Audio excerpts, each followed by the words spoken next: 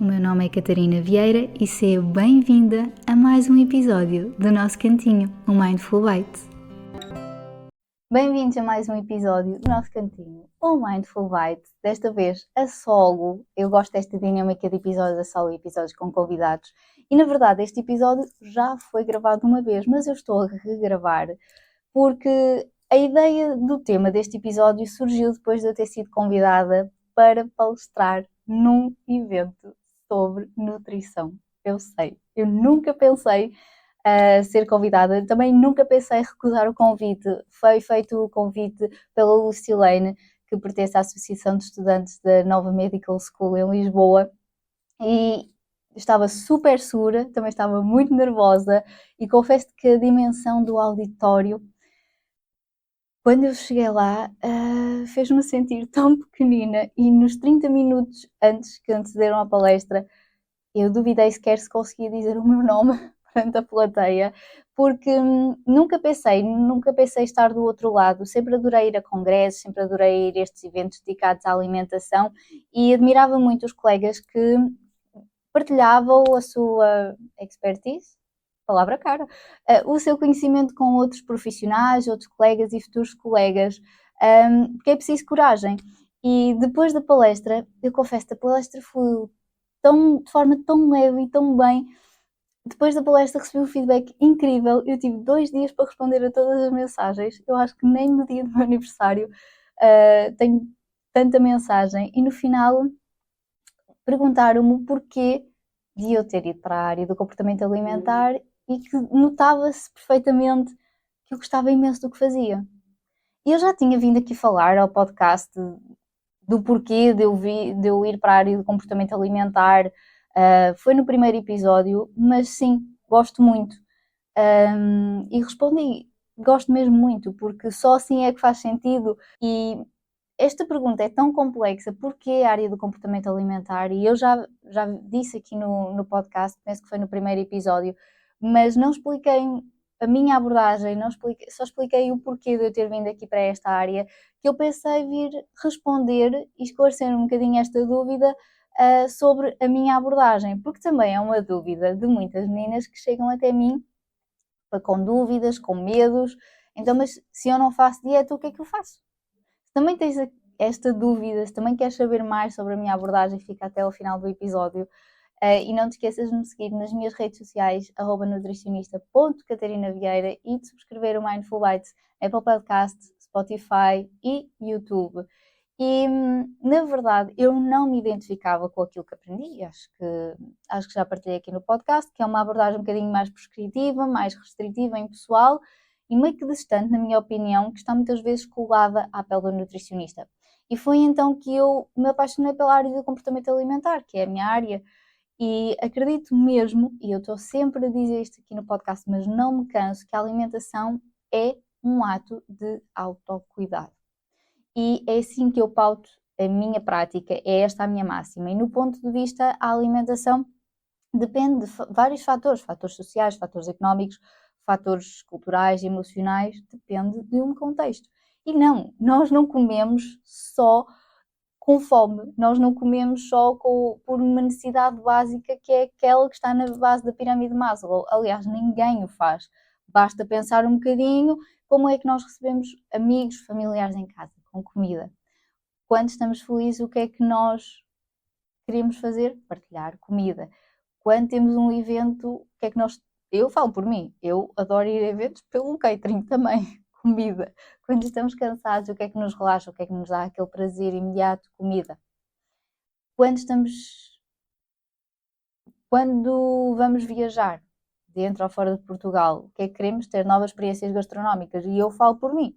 Eu adoro experimentar a comida de outros países. Então, mas assim perguntas-me, então, mas vais dizer-me que agora não importa o que comemos? Claro que importa, mas para mim é bem mais importante entendermos a forma como comemos, a forma como pensamos sobre o que comemos, como nos sentimos com a nossa alimentação. A comida não é só nutrientes ou calorias.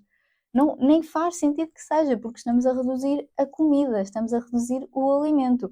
E o principal foco desta abordagem comportamental não é apenas garantir que tu atinjas aquele resultado que tu queres. É promover uma mudança de comportamento a longo prazo. É deixares de depender, isto pode ser um bocadinho polémico eu estar a dizer, seja de quem for para te dizer o que fazer ou o que comer, para sair das dietas ioiô, para teres liberdade alimentar, para teres consciência alimentar e, sobretudo, esta abordagem ajuda-te a melhorar a tua relação com a alimentação. E não, eu não sou psicóloga, não pretendo sê-lo, e respeito imenso estes profissionais de saúde, adoro trabalhar numa equipa multidisciplinar porque faz muito mais sentido, mas sabes, às vezes chegam meninas até mim com medo, desconfiança, sem saberem muito bem o que esperar desta abordagem, porque as experiências passadas com a nutrição não são as mais positivas, mas da minha parte não esperes que eu seja um polícia alimentar que te vai proibir de comer alimentos, que te circula os alimentos proibidos, que só diz que podes comer determinados alimentos no dia do lixo, grande red flag, que te vai controlar, que te vai obrigar a pesar os alimentos, que te vai dizer que só podes comer a determinadas horas, que te reprime quando tu não atinges aqueles objetivos que na maioria das vezes estão muito relacionados com o peso. Portanto, não precisas ter aquele pensamento, pois, Catarina, não dá para mim porque eu não consigo ter foco, tenho que cancelar as consultas, não consigo ter o acompanhamento. Está tudo bem não ver resultados logo. Não julgo, aliás, quem sou eu para julgar? Se não obtiveste resultados, então aí está mais um motivo para ir à consulta, para mudarmos de estratégia, para perceber o que é que não está a correr bem, para perceber como te sentes, sem julgamento. Eu estou do teu lado, não estou contra ti. E eu dou-te as ferramentas para te encaminhares para que tu tenhas liberdade alimentar. E eu sei que esta liberdade alimentar que eu falo tantas vezes pode assustar, sim, porque pensas, então, mas se eu posso ter liberdade alimentar, se eu me permitir, então aí é que eu já não vou parar, porque se eu agora já não me controlo, não confias em ti, não confias que és responsável pela tua alimentação e que é possível ter liberdade alimentar. E atenção, responsabilidade não é culpa. E eu isso aprendi com os meus colegas, o Tiago e a Clara, que têm um podcast maravilhoso, o Anti-Diet Talks, e acho que foi o Tiago que até mencionou esta questão. A culpa é algo negativo, pesado, em que tu te martirizas, em que pensas, olha, já tive este exagero, já exagerei com chocolate, já exagerei com batatas fritas, e não vale nada, eu não sou boa para isto, eu não mereço ser magra, que é muitas vezes o que acontece. A responsabilidade, não. A responsabilidade é aquilo que nós trabalhamos no acompanhamento alimentar. É livre de julgamento, procura perceber o porquê das coisas acontecerem, de procurar soluções, ajudar-te a progredir sem vergonha e sem julgamento, mas procurar entender o porquê que as coisas acontecem, como acontecem e como posso fazer diferente. Sim, eu sou responsável por todas as minhas decisões. Não é a nutricionista, não é a Catarina que me acompanha. Porque este tipo de pensamento, eu não sou responsável, quem é responsável é quem está ao meu cuidado, leva à desresponsabilização, que é algo que está muito presente nos acompanhamentos nutricionais. Porque tu colocas todas as tuas fichas no profissional de saúde. Então, se eu não consigo atingir os meus objetivos, a culpa é da nutricionista. Não, porque és tu que queres ter aquele objetivo, não é a nutricionista. A nutricionista só está lá para te ajudar.